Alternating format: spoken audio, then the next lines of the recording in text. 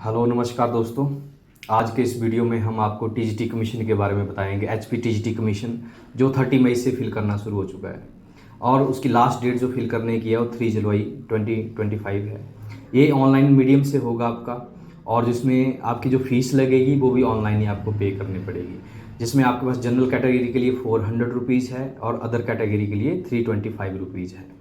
ठीक है, अब बात करते हैं हम इसमें कि किस किस कोर्स में वैकेंसीज निकली हैं। तो एक आपका टीजीटी मेडिकल है जिसमें 169 वैकेंसी निकली है। टीजीटी नॉन मेडिकल है जिसमें 343 वैकेंसी निकली है। टीजीटी आर्ट्स है जिसमें 425 वैकेंसी निकली है आपके पास।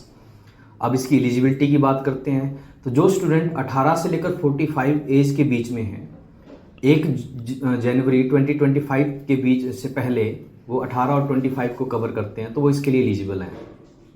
अब बात करते हैं मार्क्स की, तो उसके अगर ग्रेजुएशन में 50% से ऊपर है मार्क्स तो वो एलिजिबल है, और अगर पोस्ट ग्रेजुएशन में 55% से ऊपर है तो वो भी एलिजिबल है। फिर आपके ग्रेजुएशन के मार्क्स काउंट नहीं करेंगे। और बीएड के लिए आपका टेट क्वालिफाई चाहिए, मार्क्स परसेंटेज कोई रोल नहीं है वहाँ पे। और +2 अगर आप रूसा के थ्रू हैं, जैसे 4 ईयर इंटीग्रेटेड प्रोग्राम के थ्रू हैं, तो आपके +2 में 50% होने चाहिए। अगर आप आउट ऑफ स्टेट हैं लेकिन आपकी 10th या +2 जो है वो हिमाचल में हुई है, ठीक है, तो भी आप इस एग्ज़ाम को दे सकते हैं, लेकिन आप as a general category count किए जाएंगे।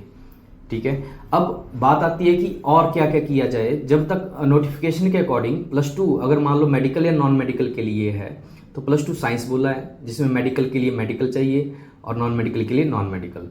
अब कुछ बच्चे थे जैसे ऑनर्स है, मान लो कोई बीएससी ऑनर्स में है या बायोटेक में है, ठीक है, तो उसके बारे में साइट ने या सिस्टम ने कुछ खास हमारे पास उन्होंने नोटिफिकेशन नहीं दी है। हाँ, वो आप on the time filling form के टाइम आपको पता लग जाएगा। अगर आपको एक्सेप्ट करता है वो, then you are eligible. Otherwise अभी कोई ऐसा इसके ऊपर बात नहीं की है। अब नेक्स्ट हम बात करते हैं कि पेपर कितनी देर का होगा। पेपर आपके पास 2 आवर्स का होगा, जिसमें टोटल 200 क्वेश्चन आएंगे आपको।